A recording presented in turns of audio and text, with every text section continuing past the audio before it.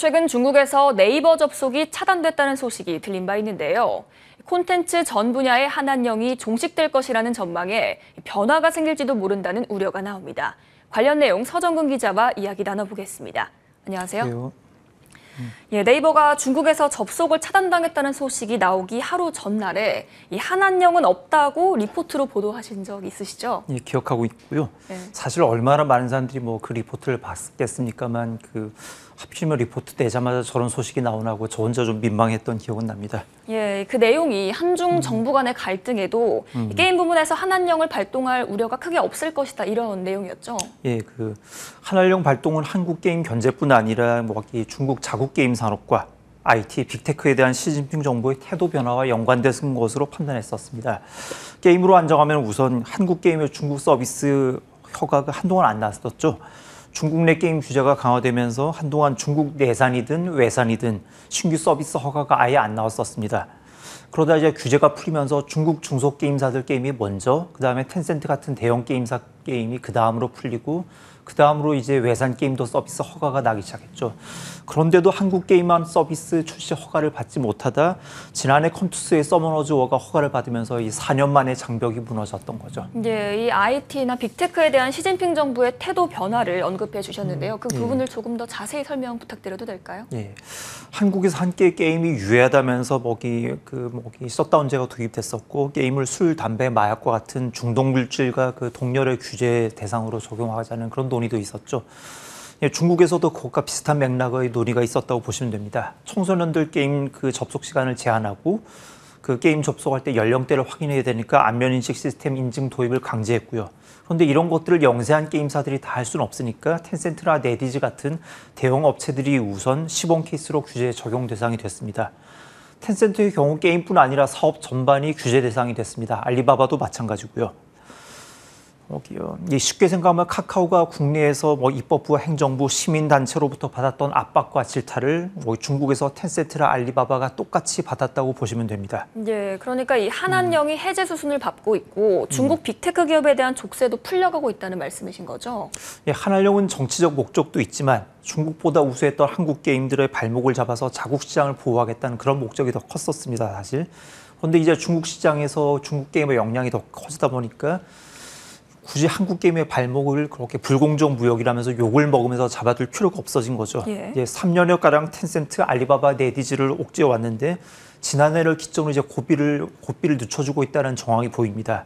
게임 분야에선 가령 1년에 한 회사가 출시할 수 있는 게임 편당 출시 횟수를 제약해 왔었는데 이제 그런 걸 사실상 다 풀어줬죠. 예.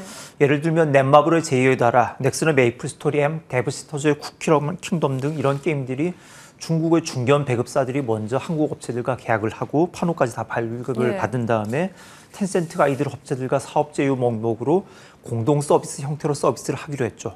대형 배급사가 서비스할 수 있는 쿼터 제약을 사실상 우회해서 다 풀어준 겁니다. 네. 예, 중국 정부가 이제 매질을 덜 하니까 이제 이들도 숨통이 튀었습니다. 텐센트는 1분기 매출이 29조 원, 순이익이 5조 원에 육박했고요. 전년 동기 매출이 무려 11%나 성장했는데 텐센트의 분기 매출이 이제 연간 단위로 두 자릿수 성장한 게 무려 8분기 만입니다. 예, 그렇게 태도가 변화한 배경이 있을까요? 시진핑 종신 집권을 둔 여론, 특히 젊은 MZ세대들의 여론이 그다지 좋지 않았다고 알려져 있습니다. 뉴스를 통제하고 인터넷 서비스를 막 옥죄어 왔었는데요. 이제 사위원임에 성공하면서 이제 이를 풀어주면서 유화적인 제스처를 취하고 있다는 평가입니다.